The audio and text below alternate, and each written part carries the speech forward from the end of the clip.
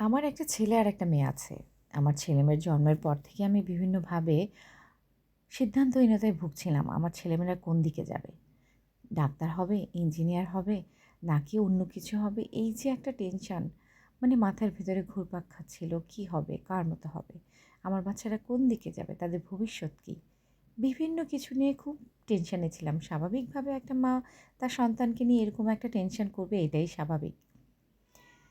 কিন্তু বিশ্বাস করেন, ওসমান হাদিকে দেখার পর থেকে তার কথা, তার প্রত্যেকটা জিনিস দেখার পর থেকে মনে হচ্ছিল যে আমার সন্তান কোনো ডাক্তার, ইঞ্জিনিয়ার, ব্যারিস্টার কিছু হোক আর না হোক, অন্ততপক্ষে সৎ, অন্ততপক্ষে সৎ একটা মানুষ হোক, মানুষের মতো মানুষ হোক, যে মানুষ লাখো মানুষের হৃদয়ে জায়গা করে নিতে পারবে। আমি মা হিসেবে সবসময় চাই এবং সবসময়ই চাইব আমার সন্তান যেন ওসমান হাদির মতো জীবন পায়। এরকম সৎ নিষ্ঠাবান ছেলে আমি আর দেখিনি। আমার সবচেয়ে বেশি গর্ব হয় যে ওসমান হাদি আমাদের বাংলাদেশের সন্তান, আমাদের দেশের সন্তান, আমাদেরই ছোট ভাই।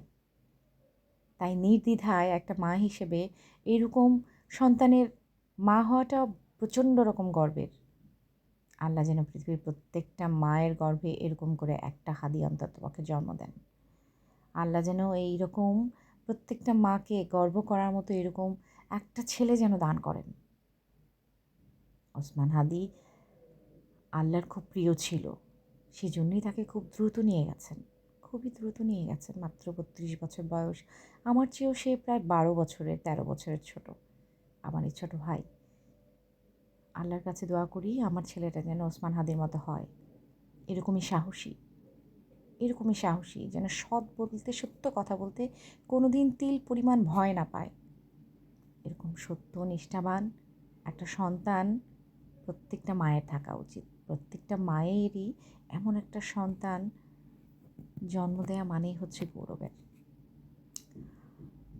আমার একটা ছেলে আল্লাহ দিয়েছেন, আমার এই ছেলেটাকে যেন আল্লাহ ওসমান হাদির মতো জীবন দেয়, ওসমান হাদির মতোই যেন সৎ হয়, সেই দোয়াই করছি।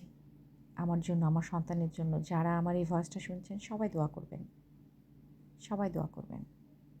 আল্লাহ তাকে বেহেশত নসিব করুক, আল্লাহ ভালো রাখুক। যেখানেই আছো ছোট ভাই, তুমি অবশ্যই ভালো থাকবে। যেখানেই আছো অবশ্যই আল্লাহ তোমাকে ভালো রাখবেন।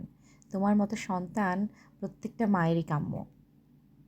আল্লাহ তোমাকে জান্নাত নসিব করুন। আমিন।